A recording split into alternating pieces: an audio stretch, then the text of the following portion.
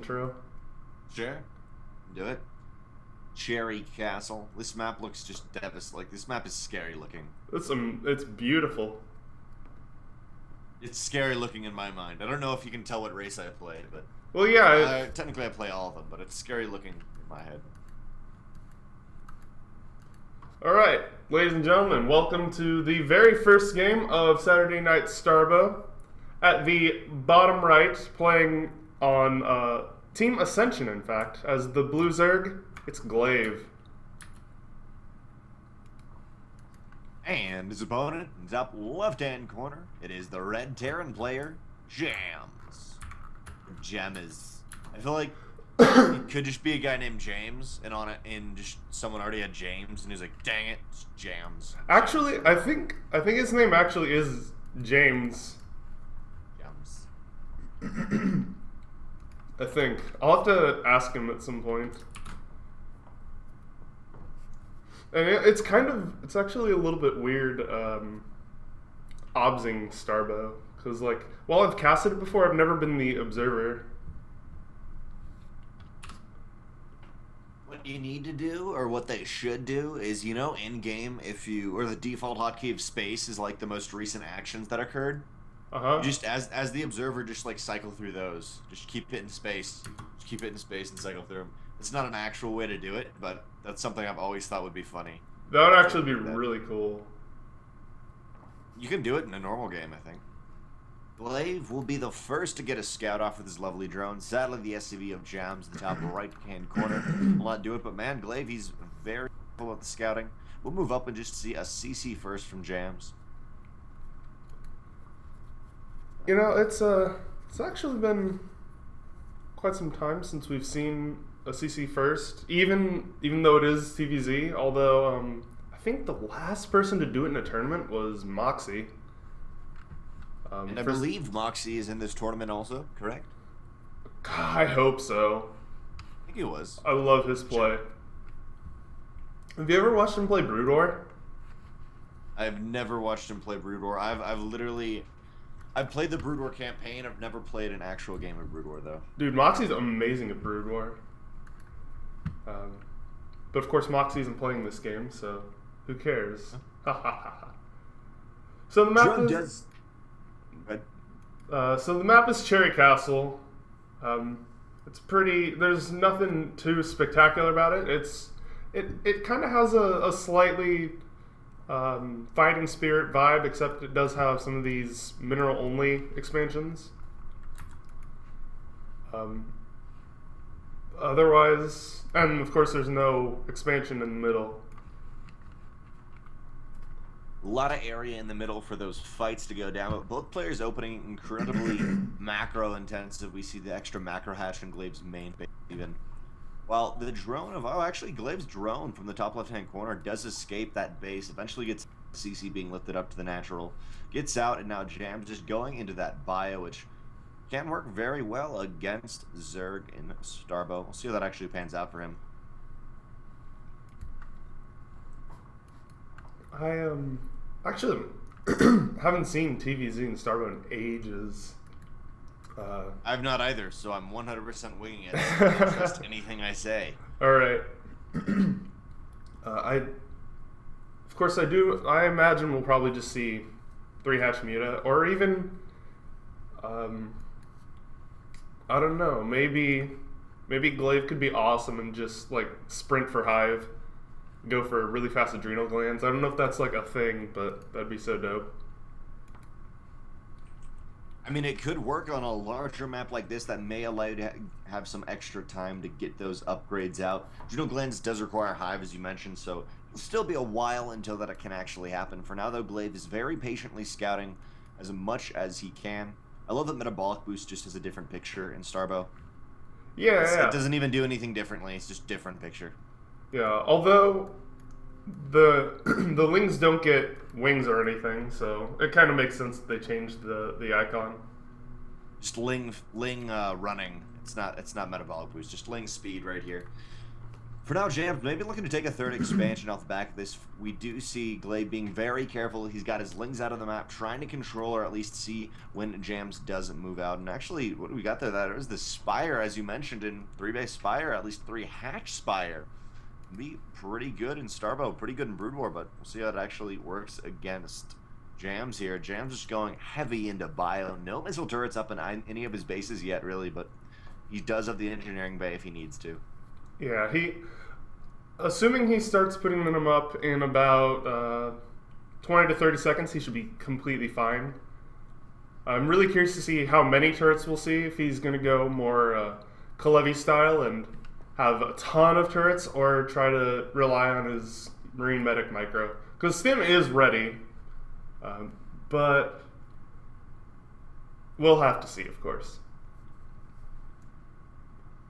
Not only is Stim on the way, but we also see Marine range, which I really like for this, just allowing him to poke at the mutas, not even that, but just poke at the scouting lings here and there, especially in a bunker. Does a bunker give extra?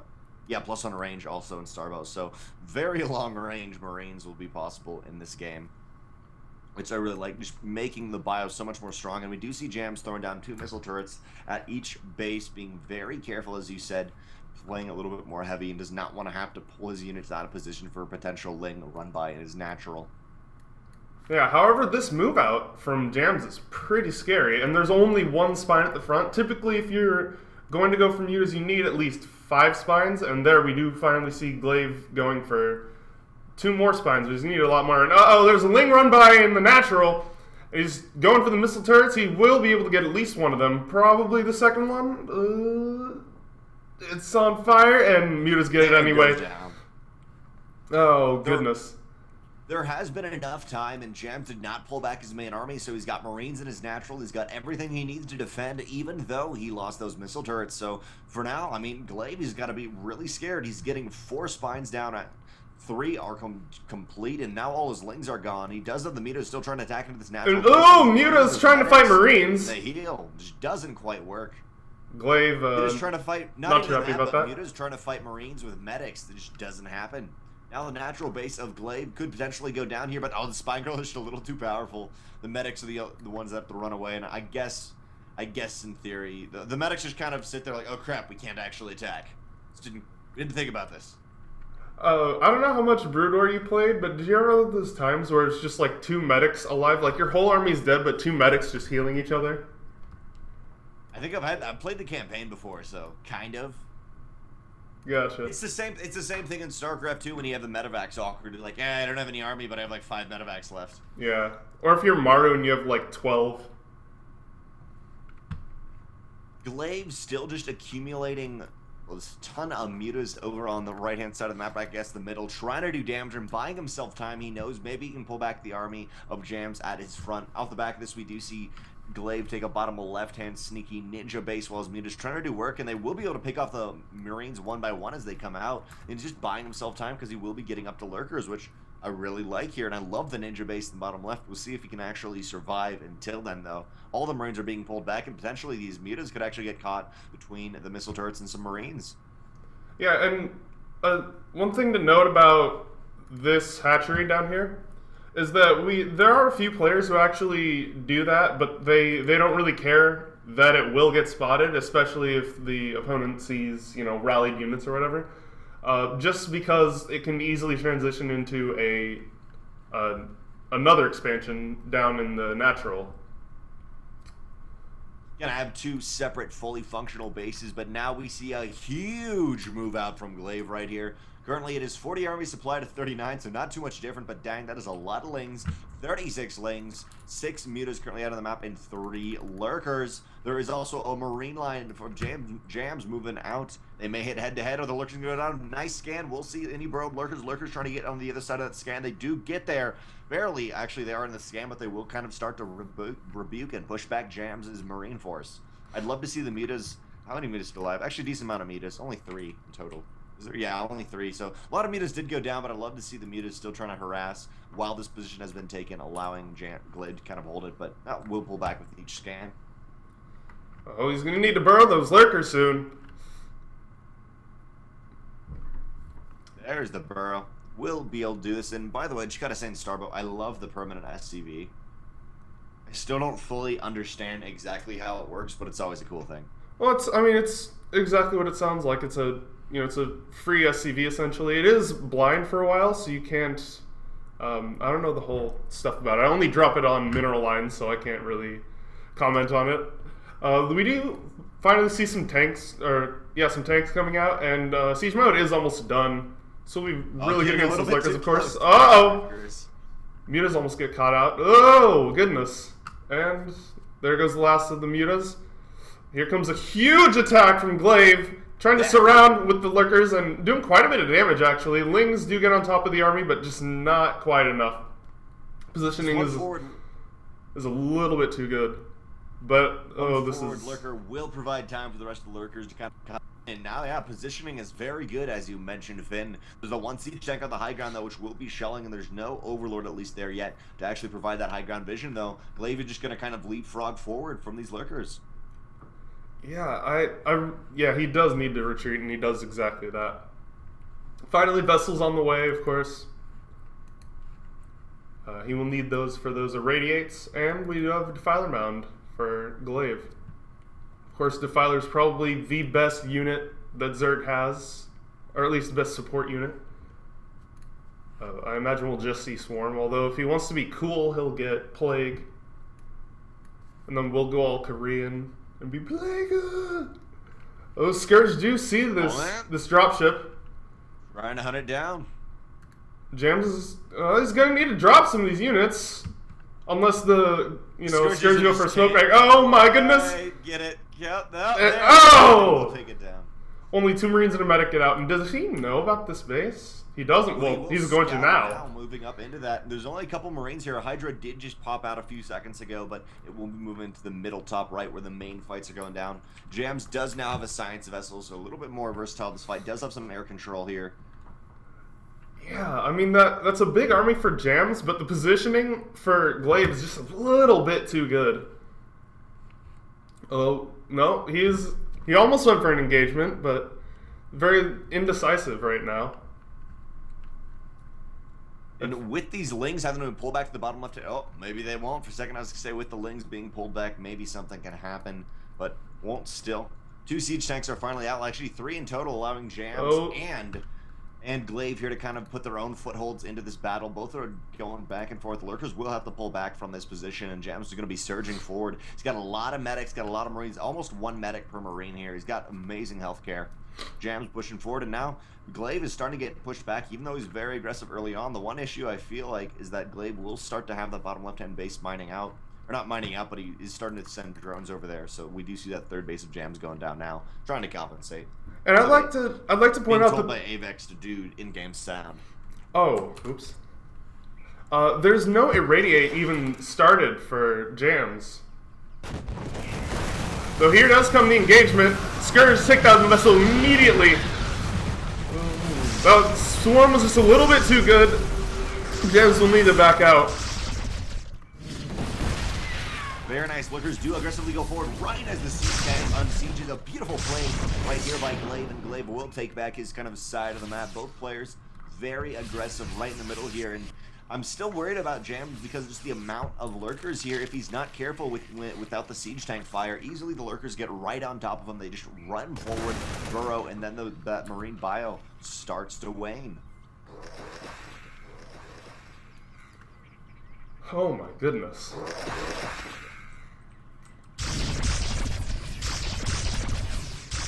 Marines try to poke forward, but can't really get a whole lot done with all these swarms going down. And uh-oh, here comes the attack. Very nice swarm on top of these lurkers, allowing them to do so well. And I love the burrow with the defilers, allowing them to get those excellent positions to get those swarms down. God, this is such a tricky position for Jams. Although, yeah, if he does back out, it definitely will help. However, Glave doesn't want to take any more time. He wants to end this. Oh, Plague! Beautiful Beautiful plagues go down and just completely annihilate the majority of the army of Jams. Almost actually just annihilates everything combined with the lurkers and the beautiful dark swarms. Glave just takes it right here, I think. There's a couple more Marines and stuff at this third base of Jams. He's desperately trying to hold on. Interestingly enough, though, yes, there's on the way for Glave, but they're not going to quite be here in time. And for now, Glave is just desperately trying to, dark swarming himself to get him into a nice position. I don't know what that other dark swarm was about, but... Yeah. I would like to point out, however, that all the Lings did die in that engagement, so, of course, Jams wasn't quite out of it. And he is getting some more vessels on the way, but, oh, lurkers come in, they're under swarm, so nothing can really hit them. He will be able to take out this bunker. Now, for this sudden units at the third base of Jams, I would like him to kind of move it up and maybe sandwich Glave here, but it's getting into a dicey position. That third base is a planetary fortress, so I do believe Jams can kind of not worry about it for here. Still, it's just working so well here for Glave with the defilers, with those dark swarms, annihilating all the defenses of Jams, and now Jams got on a one base line and 15 mortars working on those patches, and he desperately needs to be able to get out of here, but it's not quite happening. Yeah, man, Jam's in a really rocky position, and his vessels have almost no energy, so we're not going to be seeing any irradiates anytime soon. So, honestly, Glave could have actually pushed up even farther in there. And, sorry chat, I will have to turn off the sound for a brief amount of time, until the next game at least. Alright. Warmuta is actually, interestingly enough, being put it in for Glave, and now he's going to go for it. Goes down. Here come the lurkers! There's the lurkers!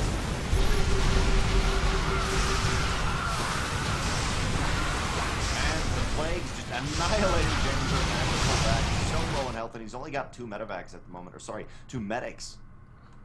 Dude, I've made that mistake so many times.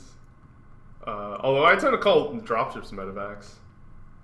Yeah, I can call them dropships. Something that heals you only has 2 medics with that current army, so Jam's got to be really careful here when he's pushing out. He's still got the science vessel alive. Actually, hey, he has accumulated 4 science vessels, but now he's lost 2 of his bases and only mining off 2 mineral patches in his main. Income-wise, only 160 minerals a minute to about 1,000 of Glave. Glave has taken a 4th base at that natural position of the bottom left-hand corner, as you kind of were talking about a little bit, Finn, here. And now Jams desperately is going to fly to the natural base. He's going to have to try to hold this position. He does have a lot of science vessels now, does have a decent amount of Marines, but I'm worried about his lack of medics here. Some are kind of some are filing in, but there's not that much healthcare for Jam's force right now, especially when he may accidentally move into these lurkers.